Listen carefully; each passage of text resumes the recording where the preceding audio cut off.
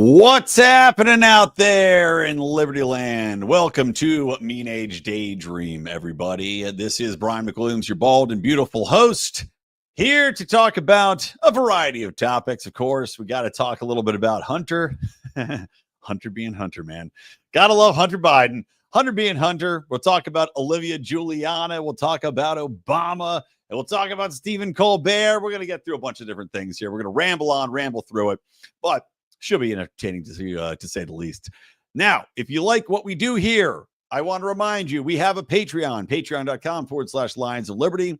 I just did a brand new morning rant today, which you can find there. Of course, we also do Meme Wars, which is behind the paywall. We're going to be doing that this Friday as well, and much more. Again, patreon.com/Lions of Liberty or lionsofliberty.locals.com. And of course, hit subscribe, please. We are shadow banned on YouTube. But, you know, we got podcast network here, guys. We got delicious shows for you to imbibe with your ear mouth. Anyway, let's get into it. The Hunter Biden interview. Holy moly. I'm getting around to it a little bit late. It is an hour long. It was too long for me to take the whole thing. And so I'm watching the highlights and the clips. And really, what I took away from this was several hilarious things, right? Number one, Hunter Biden most definitely still on crack. 100% still on crack.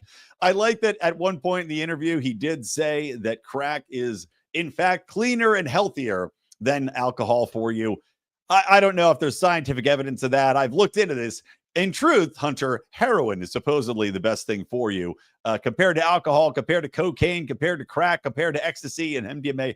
Supposedly heroin, if done in moderation. I've never done it. I don't know. I will say, though, having been someone who has been drunk and has had substances in my body before, when he did this interview, which was with like a 5 local news station or something, when he did that interview, he was 100% on something. And it was very easy to tell. How? Because he dropped the F-bomb 175 times during the interview. Now, maybe this is something you say, okay, it's a nervous tick. And that's true. A lot of people, especially like having done stand-up comedy for so long, one of the things that comedians do, that people do when they're uncomfortable, is drop F-bombs in. You'll see this even in social conversations. If somebody feels a little socially awkward saying, F word, F this, F that, it's a fallback tick that they think makes them seem a little bit more, edgy or communal or, relaxed because I'm using this curse word because they see how relaxed I am and you'll get relaxed because we're buddy here. So maybe that's why Hunter's using it. But also, it's something that somebody that is clearly cracked out of his gourd is going to do because he's talking like he's in a bar. He's just on a bar rant. And that's what this interview was. And I'm here for it. I'm here for all of it. I mean, Hunter Biden has been a gift to the world. Not only has this man showcased just how completely morally inept, morally deficient the elites and their offspring are. And let's not forget, by the way, we're going to talk about Barack Obama, whose grandfather was in the CIA and related to George Bush Sr. Nobody wants to talk about this stuff, or it's not really public knowledge, but it's the fact. Obama was groomed from a young age, and the apple doesn't fall far from the tree there. We'll talk about that scandal coming up. But I love Hunter Biden just exposing that Joe Biden, upstanding and a return to normalcy, has a crackhead prostitute banging, potentially underage prostitute banging son who had sex with his dead brother's wife, got her addicted to crack, and then she stole his gun and throws it in a dumpster, for which he doesn't go to jail for illegal firearm possession, which I don't think you should, by the way. I don't think you should have to have a license for a firearm. But he then, of course, doesn't have to do any real jail time because he gets let off in our 2-tier justice system. And throughout all this, we've been promised that he's on the right track. He's on the straight and narrow. He's not on crack anymore. No, he's an artist now. And his paintings are selling for $200 million, even though they're complete dog shit, because art is the easiest way to actually funnel money. You know why? Because there's no subjective price, or I'm saying there's no objective price you can put on art. It's all subjective. So whatever you pay for something, well, it's art. This is why art is now used as the primary method for money trafficking, slush money, with dark money, whatever you want to call it, because it's subjective. And who's going to say what Hunter Biden's art is or is not worth, even though it's made with his own feces? So Hunter Biden, thank you, my friend. Thank you so much. Thank you for going out there and showing the world that you are, in fact, still very much on drugs, that the cocaine, without a doubt, was yours at the White House, that Joe Biden, Hunter Biden's out there on the interview talking about how Joe Biden is cranked out of his mind before the debates. Hunter Biden talking shit on Nancy Pelosi. I mean, I love it. Give him a talk show. He should replace Stephen Colbert.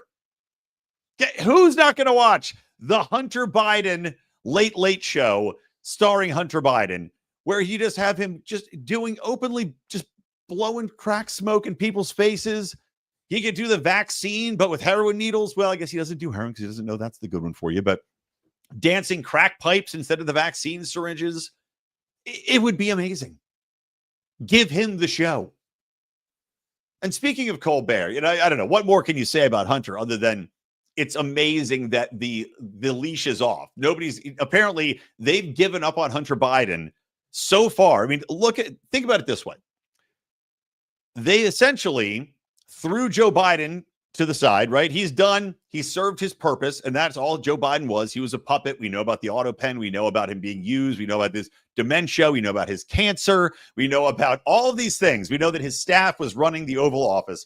And now that he is gone, he is of zero worth to the party.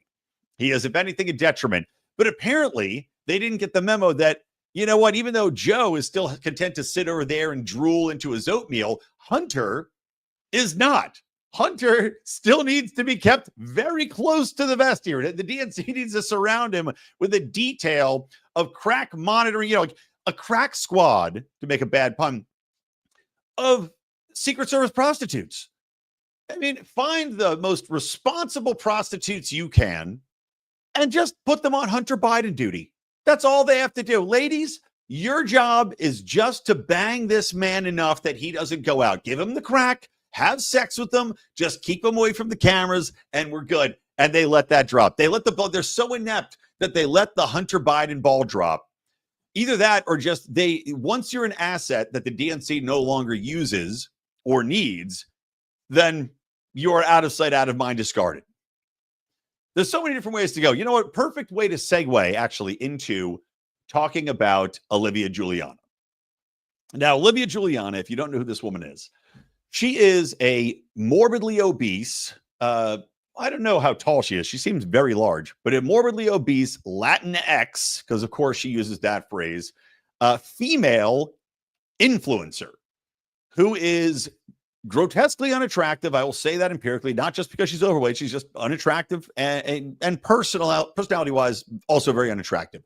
Very condescending, very obnoxious, has that energy that, if you'll excuse the phrase, big girl, unwarranted ego energy that, if you don't love me at my worst, you can't love me at my best, except your best is like a repulsive swamp creature that crawled out of the bog and ate all the frogs in the vicinity.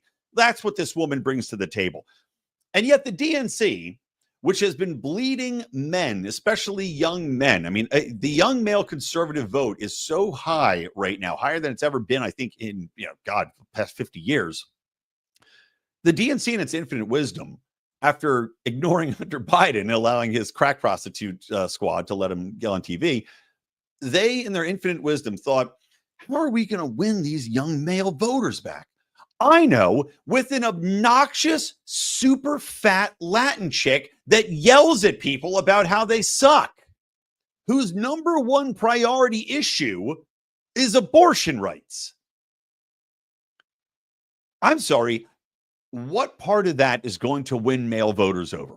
And the DNC allocated $20 million. Now, I'm not saying all of this went to Olivia Giuliana. I'm sure it didn't. I'm sure she got something like $2 million, though. $20 million to Olivia Giuliana and others in order to convince male voters to come back. And shockingly, it didn't work. If anything, drove them away. It drove them, it run into the field by young rural male conservative voters when this beast is stomping down at you, crushing your tractors and breathing hot nuclear, I don't even know, Cheeto dust all over your crops and just mowing them down. I mean, this chick is essentially a Latinx Godzilla when it comes to creating male voter fan bases. They are fleeing like the Japanese out of Tokyo when Gojira attacks. The fucking stupidest thing I've ever seen in my life. And it makes you ponder how it's possible that a organization like the DNC can be so blind to cultural shifts. I mean, you saw this in the political campaigns and the way that they attacked issues. And by the way, Kamala Harris still, like the DNC, actually, I should say the DNC did an internal report, an internal audit. Well, as they should, right? Everybody's like, yep. Well, they should do an internal audit. They were completely blown out. They lost every state. They were projected to lose every state. They're like, even in their internal polling, they knew Kamala Harris was going to get destroyed.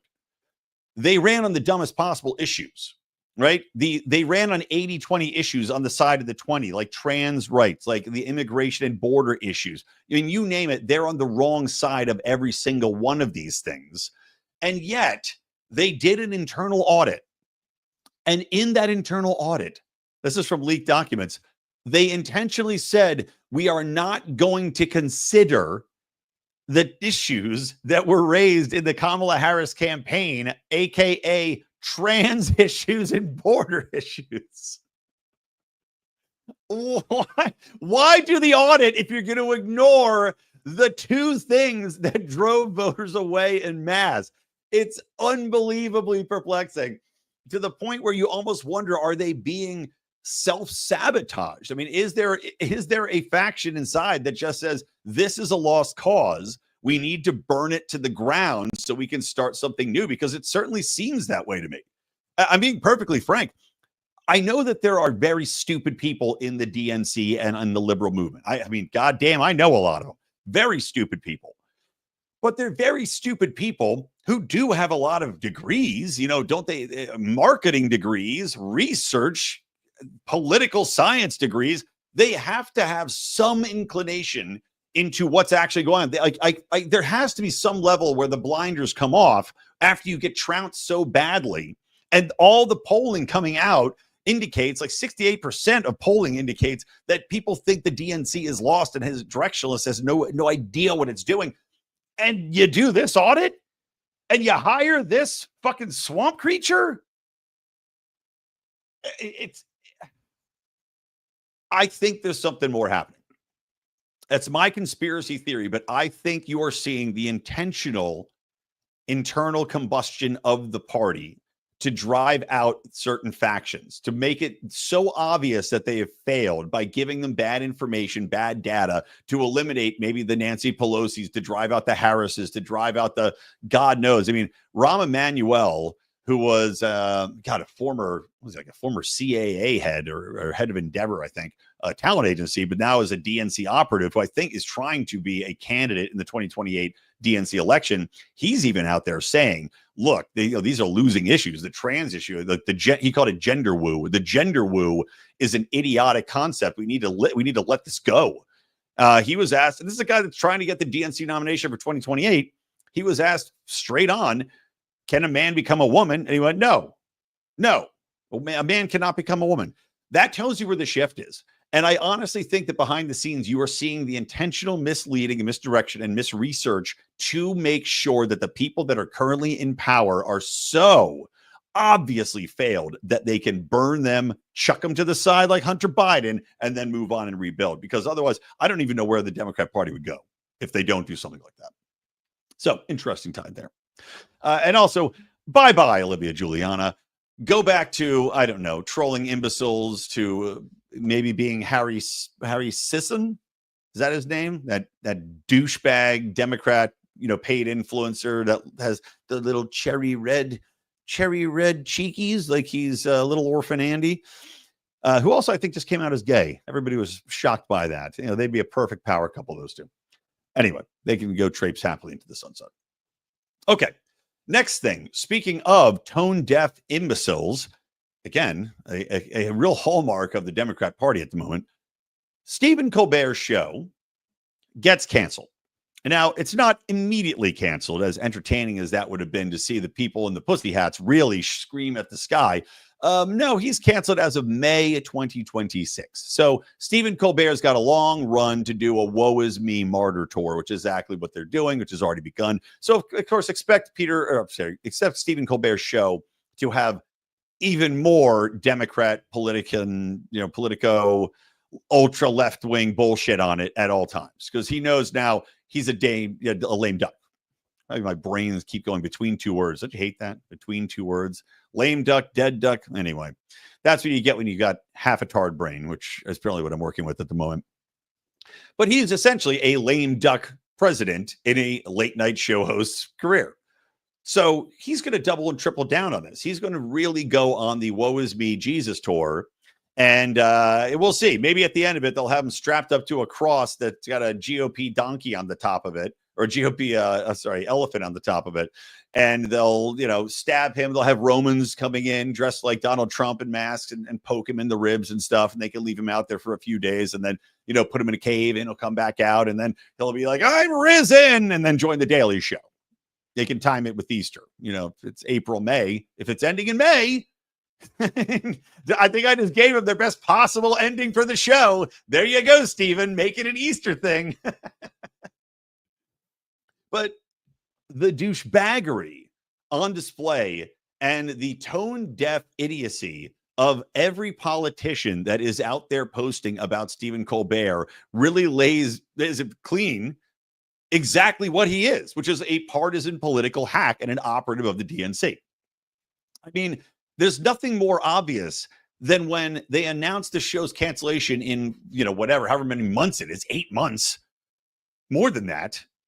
And every politician from, Ted Lieu out here in California to Adam Schiff to Tim Walz are posting, oh my God, they post pictures of themselves on the show and they go, oh my God, I can't believe they canceled this. He was speaking truth to power. They all, by the way, got the memo that Stephen Colbert was speaking truth to power. And of course, these are the same people that have been telling us and saying like left wing, speaking truth to power, that also would gladly censor you from speaking truth to power, would gladly censor your ability to criticize the government, would gladly censor and cancel you for criticizing any topic that they disagree with. No, but truth to power when it's convenient.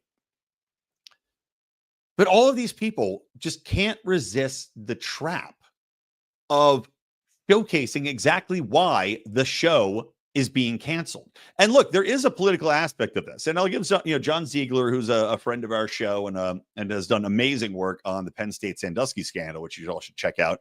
He's over at the Death of Journalism podcast. But he's pointed out, look, there is in fact a political aspect of this, right? And this comes when Paramount is being bought, which Paramount, by the way, just made a settlement with Donald Trump, CBS Paramount, because of some, I think it was over, was it the George Stephanopoulos segment referring to Trump as a rapist? Anyway, there was something that Trump had said violated, essentially was slander. They settled with Trump out of court. That was criticized, right? People said this shouldn't be happening. The head of 60 Minutes left, or maybe it was the selective editing of something. Anyway, 60 Minutes, the guy at 60 Minutes quits, the head editor quits at 60 Minutes, whatever. There is a political aspect of this because Paramount is trying to be bought. There's a new CEO and they're trying to be bought, which the federal government has to ratify. Now, that is bullshit. I'll tell you that. I hate the fact that the government has to ratify that sale. It's ridiculous, but they do. So Donald Trump can personally intervene here and say, no, we're not going to let him make that sale. So there's the political aspect. And when you have something like a Stephen Colbert show, which costs $40 million to make, and Colbert himself is being paid $16 million, has a viewer demographic that doesn't even sniff the 18 to 26 ideal demographic advertisers want to reach. So basically, you're advertising Alzheimer's drugs and colon guard to Stephen Colbert's audience, which is all fucking boomers. Why would you keep it on? I mean, they'll say, oh, it's the number one talk show in late night TV. Okay, well, it averaged 2.4 million viewers, which isn't that much. Greg Gutfeld's show, by the way, doubles that up and costs a fraction over on Fox News. And it's a partisan hack show. All these late night talk shows, they've gone completely to shit for numerous reasons. The young audience And I'll tell you, like when Conan O'Brien was on, I would stay up late and watch Conan O'Brien.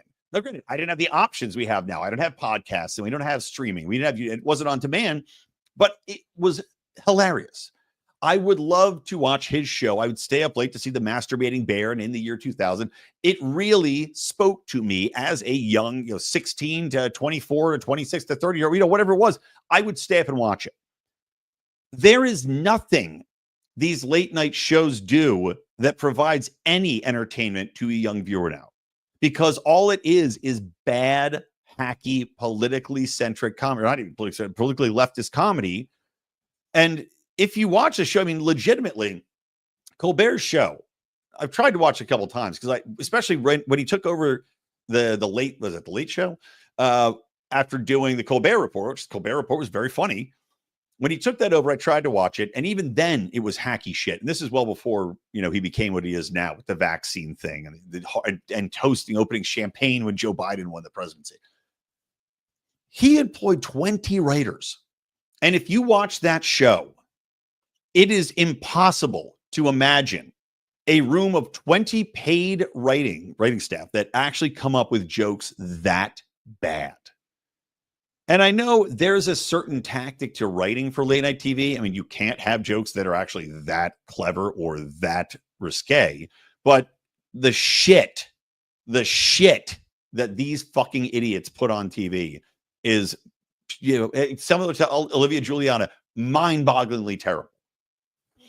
So if you're Paramount, you're looking at a position where you have a show that, while it will be politically unpopular to cancel it, you have a show that's costing you $40 million a year. It's losing money every year, which it factually is losing money because your advertisers give zero shits about reaching your boomer audience, that is politically divisive, and which the culture's moved away from. I mean, let's not ignore the bear in the room here too. It's not just that young viewers have other things to watch. The culture is sick of this one side of the aisle, quote unquote, comedy masquerading as, all it is political commentary that's pretending to be comedy. And look, if you're not there to clap and nod, because nobody's laughing at it, it's a clap nod type of comedy, then why would you tune in? And America en masse is rejecting this bullshit. They're rejecting censorship. They want bawdy comedy back. They want middle of the aisle. They want fairness. They want at least some nod at, we're going to make fun of both sides here, or we're just going to shut the fuck up and stay away from it. There's a reason that the entertainment industry is in crisis right now. There's a reason all these movies are failing, except movies like F1 and Maverick, or broad-based comedies that actually hit because people just want to be entertained. They don't want to be preached to. And yet these political hacks will post that this is an affront and, oh my God, we have to investigate this. Oh my goodness, like they're taking away speaking truth to power. No, they're fucking not. They're making a completely rational business decision, and frankly, there's no other way to do it. It's a no-brainer decision. It's a losing show at a cultural divergent point where nobody gives a fuck or wants to watch this type of comedy or this type of content anymore. And under the umbrella of, we need to get approved by the government and Donald Trump to have a sale here. So yes, is it political? Yes. Is it warranted? Yes. Should it happen? Yes. Should it have happened years ago? Even more yes. And also, as a backdrop to this, guess what Paramount did pay for? $1.5 billion, or maybe it's $1.2 billion, for 50 new South Park episodes. Why? Because people subscribe to Paramount Plus to watch South Park episodes. They're some of the biggest drivers of content and eyeballs. You know who does want to watch those? Young people. You know who will pay? Young people. And this is what kind of content, everybody? Oh, that's right. Politically, and now look, they've got a slant. Their slant's libertarian. That's why I love it.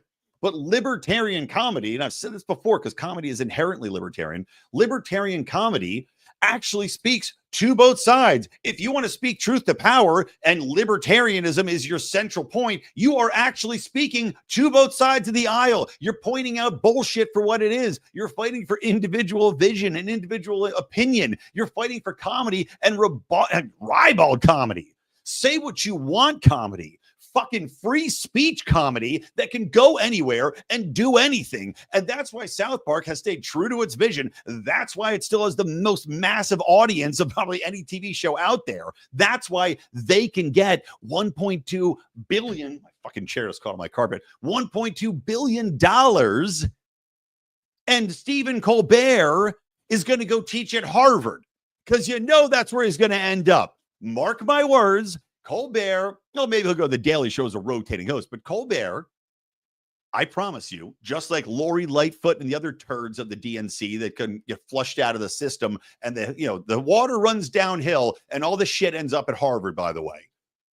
I can almost guarantee you he will take a prestige position at Harvard teaching a class called Political Commentary and Comedy in Our Current Era. Mark my words. That's what'll happen. Okay. Last thing, guys. Second to last? What else do I want to get in here? Oh, Obama. Let's talk about Obama real quick. Okay, so Barack Obama, I knew this when it was happening 8 years ago. Barack Obama 100% was involved in the Russiagate scandal. He 100% worked hand in hand with Clapper and Comey and Brennan, although Brennan's been the one who actually, it's funny, as much as I hate Brennan, former CIA head, he actually is the guy out there being like, and throughout this entire process as a commentary was like, well, I don't know. He was like more reserved, but Clapper, Comey, Obama, the DNC all conspired to create the Russiagate scandal. There was no way that it happened, that it rolled out, that the CIA and these other, three-letter organizations all had ratified this bullshit letter, this ICA, this intelligence community assessment without Obama's direct input. So it was always obvious he was involved. But Tulsi Gabbard and the department have now the DNI, they've now rolled out this documentation saying, look, Obama has committed a treasonous action, which he has. Obama committed several treasonous actions, by the way. He's the most scandal-riddled president in the last 50 years, without a doubt. Between the spying, between the gun running, between the Russiagate scandal, he's a piece of human shit. But we're now finally seeing this brought to light, that Obama, of course, was involved, that he and his administration directly overrode very clear data from the CIA saying, look, there's nothing here. This is a nothing burger. To use this information from Christopher Steele in the documentation would be ridiculous and improper. And they went and said, you know what? That's fine. You can have your opinion, but we're going to take this counter opinion here. We're going to take our opinion and we're going to cherry pick documents and cherry pick pieces of information to paint this scandal and to try to destroy Trump as an incoming president. 100% that's what they did. 100%. For Obama to pretend to deny it, which even his denials have been half-hearted because he knows he's fucking caught, is ridiculous. He's an embarrassment. But the thing is, as entertaining as it might be, it's been going on so long. And because I've known about this for so long, it's kind of a yawn for me. Nothing's going to happen. Nothing's going to come from it. Do I think Obama's going to get arrested and go to jail for treason? Of course I don't. Do I think he should? Absolutely. Do I want to see a mugshot of Obama? Of course I do. But, Donald Trump, for whatever you might say about him, he's oddly enough not a vindictive guy. And he should be, considering what they did to him. But Hillary Clinton, still not in jail, despite the chance of lock her up, still not in prison. Obama's not going to go to jail. None of the pieces of crap from his previous administration have gone to jail. In fact, a lot of the people that supported him in the past, he hasn't even taken care of. So maybe it's laziness. Maybe it's just short attention span theater, but there's no way Obama's going to get charged with anything. If he does, it'll be dropped or it'll be a slap on the wrist. So I don't know. It's a big nothing burger. It's going to be a big disappointment, but it's good everybody knows about it, because I still know a lot of Democrats, especially here in Los Angeles and other, liberal bubbles, that still to this day believe that Russia had something to do with Donald Trump and that he's some sort of a Russian asset, which on its face was the stupidest thing ever conceived. A fundamentally flawed logical conclusion. But of course, critical thinking is under attack. So why would anybody have the ability to think through that idiotic suggestion? But yeah, it's a distraction from the Epstein files. And Thomas Massey right now, along with, I think it's Ro Khanna, has a bill to get the Epstein files released. We'll see. Mike Johnson, notable coward and shill of the deep state, has, of course, recessed the Senate to try to avoid having to vote on the Epstein bill. So high drama on the Hill, but, this Obama thing is a convenient distraction. The White House putting out ridiculous social media posts about Trump now being the hunter is a convenient distraction. And all of the paid social media influencers on the right, like the Charlie Kirks and like the Cat Turds and whoever else, you name it, whatever these, jag-off GOP influencers say, now it's time to move on. We got to talk about this. So nothing's going to happen. All right. To wrap it up, a little bit of humor. Well, actually, I think this has been a fairly funny episode, to be honest, but a little bit of humor to chuckle at the end here, and then I'll call it an episode. The BBC still, and again, it's one of those things, these people they just don't know when to move on. The culture's moved on, and these liberal enclaves don't get the message. But the BBC is the latest to not get the message because they have a new training video focused on, as this guy said, I've never heard of this guy before, James S's. He had tweeted this out, and it's amazing. The BBC has created a there's a quote, Black Woman's Guide to Workplace Microaggressions. And he says, unsurprisingly, it paints all white people out to be nothing but bumbling caricatures of idiocy. Is this really helping social cohesion? And wow, I mean, this is worth playing it in its entirety. I'm not even going to talk over it. We're just going to play it, and that'll be that. But yeah, talk about bumbling caricatures of idiocy is right. It's I'll just let it speak for itself. Come on, computer. Let's go. Share it. View tab and X. StreamYard seems to finally maybe be working properly. All right. God. Let's do it. Take it away, Amanda. No, I'm fine. Oh, come on, it's Sarah's birthday. Let's hear you sing. Sing. Come on, Beyonce. Happy birthday to you. That was so beautiful. Anyway, who wants some cake? Yes. It's not easy being the minority in any situation, but in the workplace, as the only Black woman, it can be a very frustrating and stressful environment. Okay, Beyonce. Now let's get information for this cake. I'm just in the middle of something, but I'll be there in a sec. Oh.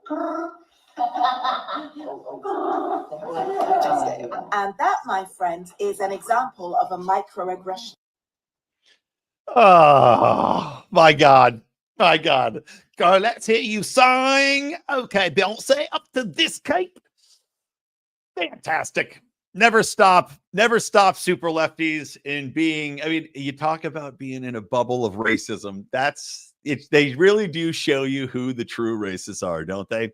Well, anyway, if you want to be racist along with us, guys, remember, hit that subscribe button. We are here every day of the week at the Lions of Liberty Network. And of course, as I mentioned, you can support us on Patreon or Locals. All right, from me, Brian McWilliams from the Lions of Liberty Network, and from Mean Age Daydream, keep those electric eyes on me, babe, and keep that ray gun to my head.